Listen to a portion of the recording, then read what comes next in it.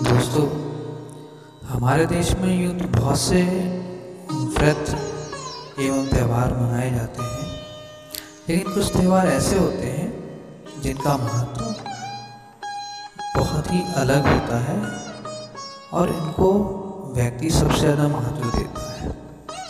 दोस्तों, ऐसे ही एक व्रत होता है करवा चौथ का। तो आइए इस वीडियो में हम सुनेंगे कि करवा चौथ है क्या, इसका इतिहास क्या है, आखिर करवा चौथ के दिन मेहंदी क्यों लगाई जाती है, इसका पूजन कैसे करते हैं, उसका विधान क्या है और इसकी पूजन विधि क्या है और कौन से मंत्र हमें उच्चारित करना चाहिए। ये सारी बातें मैं आपको इस वीडियो में बताऊंगा। दोस्तों, करवा चौथ जो है वो दो शब्दों से मिलकर बना है, करवा और चौथ।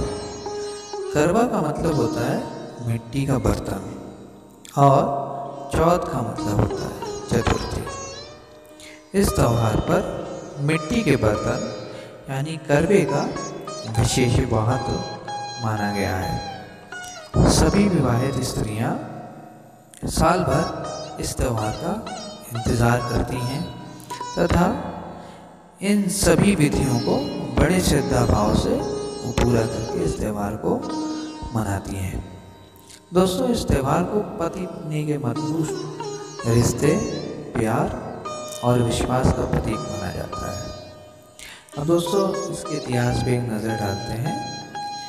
बहुत सी प्राचीन कथाएं हैं, परंतु जो पारंपरिक रूप से करवा चौथ की कथा चली आ रही है उसके बारे में आपको थोड़ा सा बताना चाहूँगा। प्राचीन कथाओं के अनुसार करवा चौथ की परंपरा देवताओं के समय से चली आ रही है। माना जाता है एक बार देवताओं और दानवों में युद्ध शुरू हो गया और उस युद्ध में देवताओं की हार हो गई। ऐसे में देवता ब्रह्मदेव के पास गए और रक्षा की प्रार्थना की। ब्रह्मदेव ने कहा, संकट से बचने के लिए सभी देवताओं की पत्नियों को अपने अपने पतियों के लिए व्रत रखना चाहिए और सच्चे दिल से उनकी विजय के लिए प्रार्थना करना चाहिए।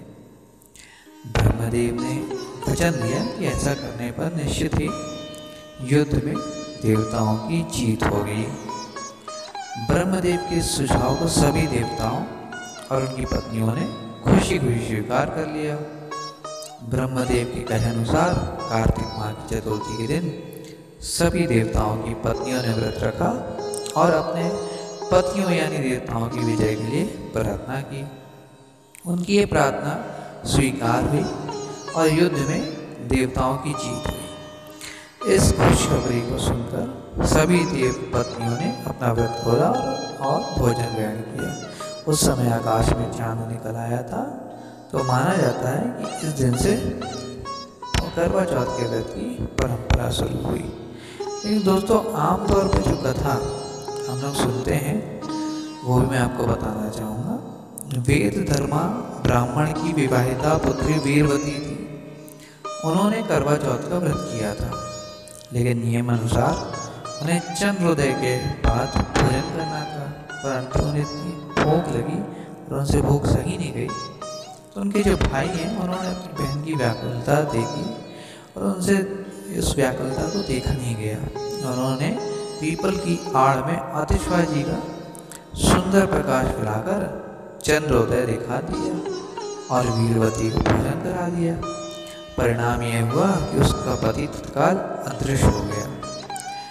फिर वीरवती ने 12 महीनों तक प्रत्येक चतुर्थी को व्रत रखा था और करवा चौथ के दिन उसकी तपस्या से उसका पति पुनः प्राप्त हुआ। तो दोस्तों, ये करवा चौथ की कथा है जो आमतौर पर महत्वपूर्ण कथा मानी जाती है।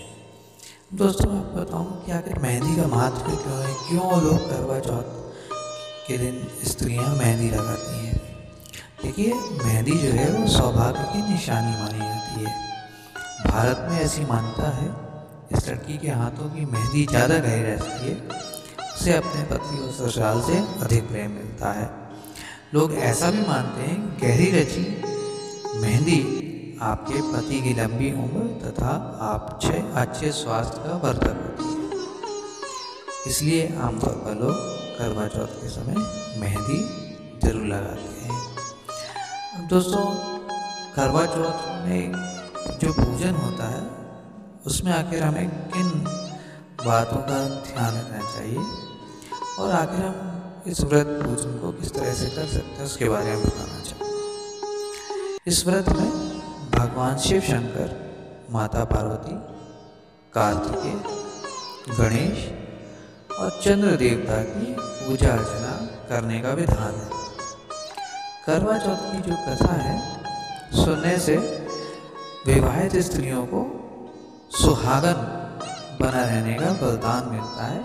ऐसी एक पुराने जमाने से प्रथा चली आ रही है और मान्यता भी है।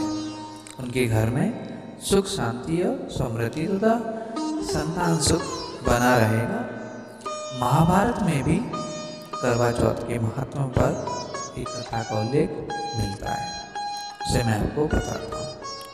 भगवान श्री कृष्ण ने द्रौपदी को करवा चौथ की कथा सुनाते हुए कहा था कि पूर्ण श्रद्धा और विधि पूर्वक इस व्रत को करने से समस्त दुख दूर हो जाते हैं और जीवन में सौभाग्य तथा धन की प्राप्ति होने लगती है।